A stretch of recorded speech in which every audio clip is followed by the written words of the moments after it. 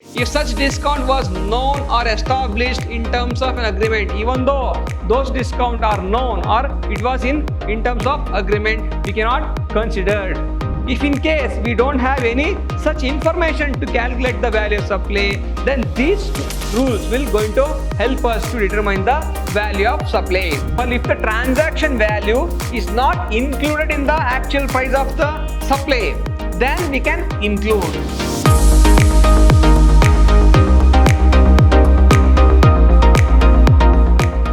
Hello my dear students, I am your AJ sir, faculty, Department of Commerce and Management, Vidyashram First Grade College, a Temple of Excellence, Mysuru.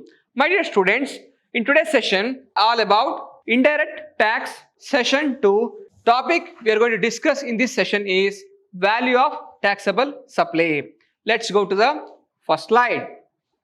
Now, inclusion in the value of supply according to section 15 subsection 2. So what are the items will be included in the value of supply? So what are the items we can consider as a inclusion in the value of supply? What are those?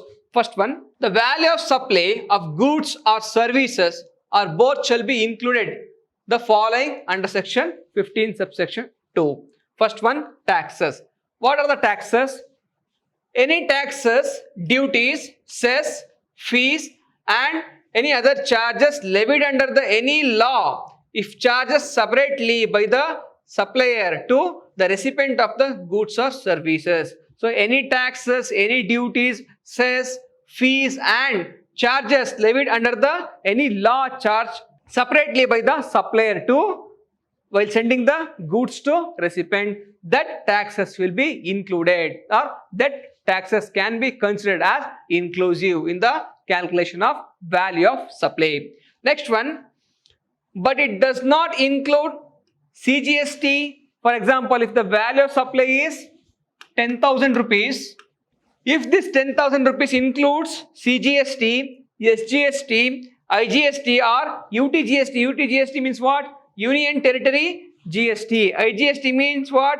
Integrated GST. Next one, CGST means Central GST, States GST, Integrated GST or Union Territory GST. If the value of supply includes any these types of tax, then we can exclude this type of tax and remaining amount we can consider for the value of supply.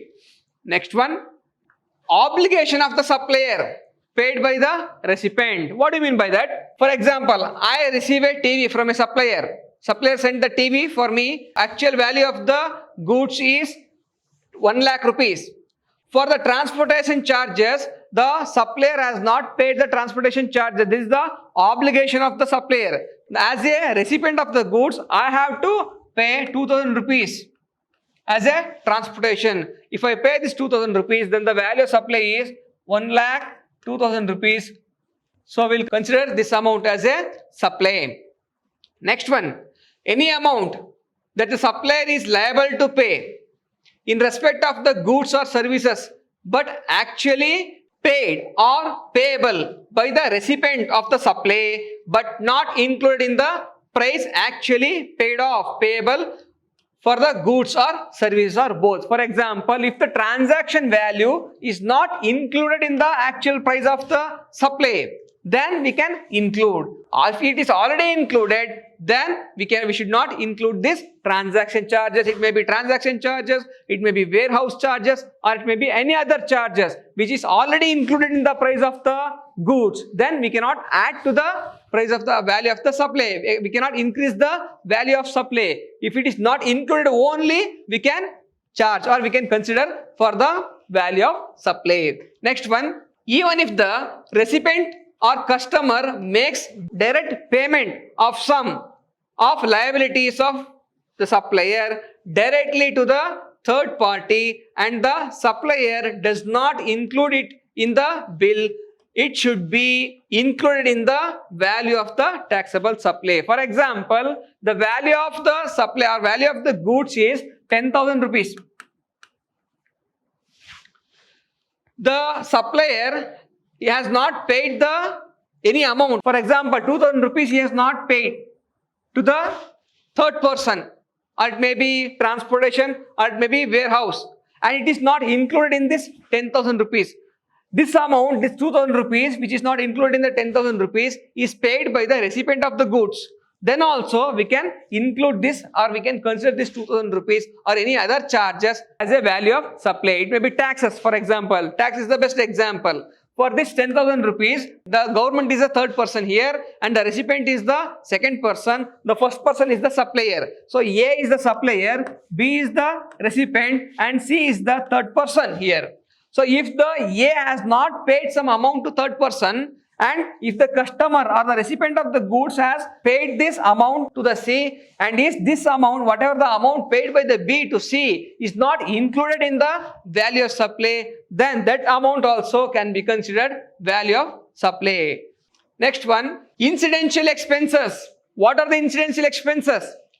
First one, incidental expenses charged by the supplier to the recipient, and any amount charged by the supplier in respect of the supply of goods or services or both at the time or before delivery of the goods or services shall be included in the value of supply. What are the incidental expenses? Let's see.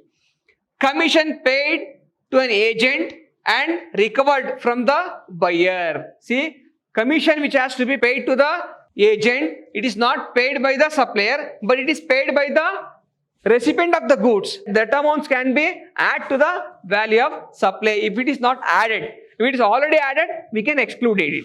Next one, packing expenses charged by the supplier. If the packing expenses charged by the supplier is not included in the value of the supply or the actual price of the goods, that also can be included if it is paid by the recipient of the goods or customer. Next one, the inspection or certification charges. If the certification charges, for example, goods come to from America, we are receiving goods. Okay, it comes to our Indian airport. There will be inspection charges will be there, certificate charges will be there, and that certificate charges and inspection charges is not paid by the supplier. That amount has to be paid by the recipient of the goods. In that case, if it is not added in the value of supply, that amount can be included in the value of supply. Next one, installation and testing charges at the recipient side. For example, when the goods reach the Indian port, there will be installation charges will be there. We have to test the product whether it is work properly or not. In that case also, if the amount is not included in the price of the goods, that amount we can add to the value of supply. We can consider it as a value of supply. Next one, design charges incurred before supply. Design charges incurred before supply, if it is not added in the bill or actual price of the supply, that can be included in the value of supply. If it is, it should be before supply. Any design charges before supply. If any charges include after supply, then that amount we cannot consider for the value of supply. Next one, charges for delayed payments of consideration. For example, interest paid, late fee, penalty for the delayed payment. This amount, because why we are including this amount, it is not the problem or it is not the mistake of the recipient. It is a mistake of the supplier. So if these charges, it may be interest, it may be fee, it may be penalty, this amount included in the value of supply, then also it can be, we can give it as a inclusive in the value of supply. We can consider for the total transaction value. Next one, subsidies. What do you mean by subsidies? For example, subsidies means any discounts. It may be given by the government, it may be given by any other authority. Subsidy is directly linked to the price of the supply should be included in the value of supply. For example, tractor. Okay, I will purchase the tractor. Any other tractor company will supply the goods to me. Okay, the tractor value of the tractor is 10 lakh rupees. The government is giving 50% subsidy for us. That means the government will give 50% loan to me. I need to pay only 5 lakh rupees in installment. It may be loan or it may be any other benefits I will get from the government. So 50% means get 5 lakh rupees from the actual value. So this amount also we can include even though I am paying 5 lakh rupees, but the value of supplies we should consider as a 10 lakh rupees for the taxation. So I hope you are understanding, even though I am getting the benefit from the government for 50%, for that amount, remaining amount, I am paying only 5 lakh rupees. But while calculating the value of supply and transaction value, we should consider 10 lakh rupees only, not the subsidy. Next one, the value of supply should not include. What are the items we should not include in the value of supply? It may be discount given before or at the time of the supply if the discount has been duly recorded in the invoice issued in the respect of supply. For example, I am getting discount of 10%. I purchase the goods for 1 lakh rupees. I purchase the goods for 1 lakh rupees and discount I have already deducted here. 10% discount is already deducted. It is 10,000 rupees. I am getting goods for 90,000. Since already discount included in the value of supply, again we cannot include the discount here. That's what it is saying here. The discount given before or at the time of the supply, if the discount has not been duly recorded in the invoice issued in respect of the such supply, if the discount, if the bill does not include the discount, then we cannot consider the discount. Now let's go to the next slide. Discount allowed after supply has been affected. What do you mean by that? If any discount given by the supplier after supply and without including this discount to bill or invoice, this discount cannot be considered while calculating the value of supply. If such discount was known or established in terms of an agreement, even though those discounts are known or it was in terms of agreement, we cannot consider. And also, input tax credit has been reversed by the recipient. If input tax credit has been already used by the recipient and if the discount is allowed by the supplier to recipient, in that situation also we cannot allow this type of discount in the calculation of value of supply.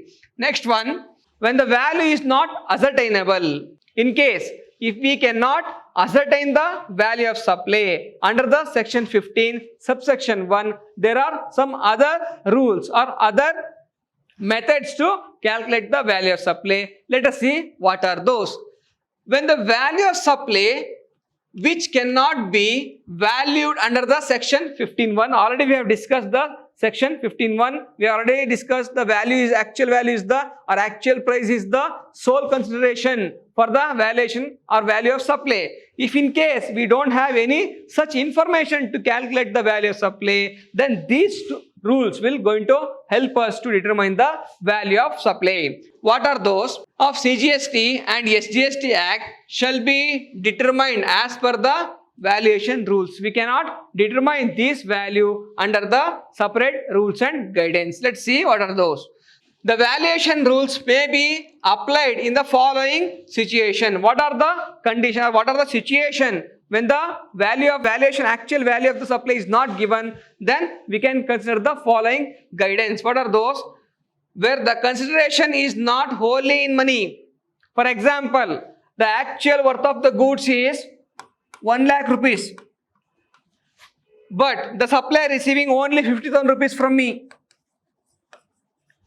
Is only receiving 50,000 rupees. Remaining 50,000 rupees, as I am an engineer, is asking to build a house for me, and that 50,000 rupees he will give me as a help from me or any other charges because of my engineering work. So in this condition, how to calculate the value of supply? In this situation, we will follow the guidance under the section 15 of the valuation supply rules. Next one, where the both the parties are related. Already I explained what do you mean by related person. If in case I am sending the goods to my own business or my partner of the business or to the employee or to the employer or any other legal authority of my business, if in case I am sending the goods to that person, how to calculate the value of supply? Now instead of giving salary, I will give him a goods.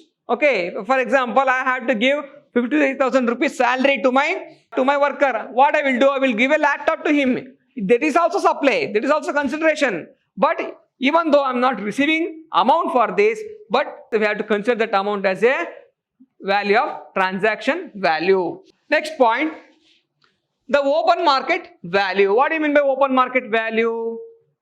I will discuss open market value in the next slide. First, If the value is not ascertainable, we can take open market value. Next one, if the open market value is not available, what to do? The sum, total consideration in money and any such further amount equivalent to that consideration is not in money. That means, for example, I purchased a 1 lakh rupees worth of goods and supplier sent a goods to me and I paid only 50,000 rupees to him. Remaining 50,000 rupees, I am rendering service. I may be lawyer or I may be doctor or I may be engineer. I am rendering my service for this 50,000 rupees.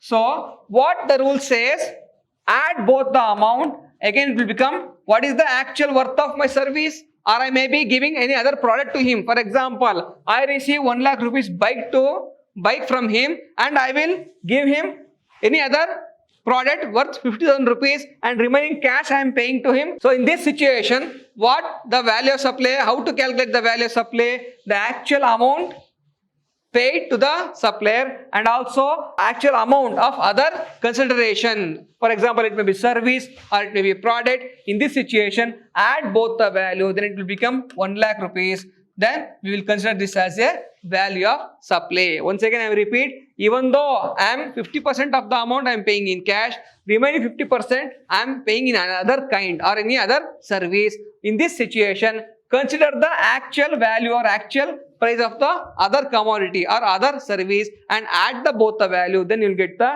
actual value of supply. Next one, if such amount is known at the time of supply. So what is the actual amount at the time of supply? Then that amount will be considered. Next one, if the value under class A or B is not applicable or it is not possible to calculate the value of supply under the class A and class B, we can go to the further. For example, if the value of the goods is 1 lakh rupees and we could not ascertain the value or ascertain the actual price of this supply, we can consider this type of, for example, a monitor. I am purchasing a monitor or I am getting a monitor from a supplier. The worth of monitor is 1 lakh rupees. The worth of monitor is 1 lakh rupees. Okay.